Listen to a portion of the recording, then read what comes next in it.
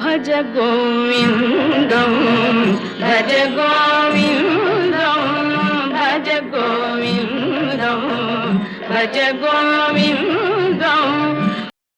Hello all, welcome to my channel. మనం ప్రతిరోజు MS Subbalakshmi గారు పాడిన భజగోవింద స్తోత్రం వింటూ ఉంటాం కదా. ఈ స్తోత్రం ఎలా ఆవిర్భవించిందో మీకు తెలుసా?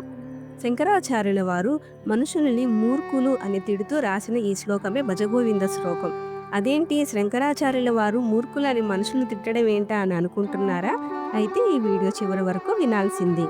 ప్రేమతో ప్రబోధం చేసే శంకరులు అంత కోపంగా తిడుతూ ఎందుకు భజగోవిందం రాశారో తెలుసా?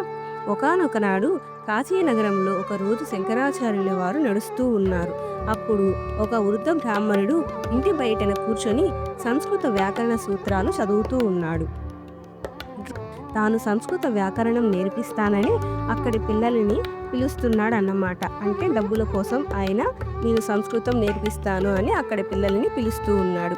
శంకరాచార్యుల వారు అది చూసి ఇంత వయసులో కూడా ఈయన దేవనామస్మరణ చేయకుండా ఇంకా పుస్తకాలలోనే మునిగిపోయాడా అని అనుకున్నారు. వెంటనే ఆయన ఇలా అన్నారు: భజగోవిందం భజగోవిందం గోవిందం భజ మూఢమతే సంప్రాప్తే సన్నిహితే కాలే నహి నహి రక్షతి దృక్కరణి. అంటే ఏమిటంటే, ఓ మూర్ఖుడా, గోవింద నామాన్ని జపించు. మరణ సమయం దగ్గర పడినప్పుడు నీ దృక్కరణే వ్యాకరణ జ్ఞానం నిన్ను కాపాడదు. నిన్ను రక్షించేది ఒక్క గోవింద నామమే అని అర్థము.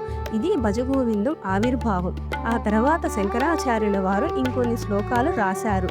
ఆయన శిష్యులు కూడా కొన్ని జోడించారు. మొత్తం 33 శ్లోకాలతో ఈ గీతం ఏర్పడింది. దీనిని మోహముద్గురం అని కూడా అంటారు. మనిషికి ఉండే మోహాన్ని దెబ్బతీసి దాన్ని పోగొట్టే ముద్గరం అంటే సుత్తి లేదా గద అన్నమాట. ఇందులోని నీతి ఏమి అనగా, సంపద, చదువు, కీర్తి ఇవన్నీ తాత్కాలికం. మనల్ని రక్షించేది, మనకు శాంతినిచ్చేది మాత్రం దేవుని నామస్మరణ. మరి మీరు ఈ గీతం విన్నారా? మీకు నచ్చిన శ్లోకం ఏది? మీకు ఏదైనా శ్లోకం నచ్చి ఉంటే కామెంట్లో రాయండి. మరి ఇంత గొప్ప శంకరాచార్యుల వారు ఒకసారి శ్రీశైలంలో చావు అంచుల దాకా వెళ్ళి నరసింహస్వామి వల్ల ఎలా బయటపడ్డారో తెలిపే వీడియో మన ఛానల్లో పోస్ట్ చేసి ఉన్నాను. చూసి ఎంజాయ్ చేయండి. నా వీడియోస్ కానీ నచ్చినట్లయితే లైక్ చేయండి, షేర్ చేయండి అండ్ సబ్స్క్రైబ్ చేయడం మాత్రం మర్చిపోవద్దు. మీ లైక్ల వల్ల నాకు కొంచెం ఎంకరేజ్మెంట్గా ఉంటుంది. Thank you for watching my videos. జై శంకర, జై గోవింద, నమ శివాయ.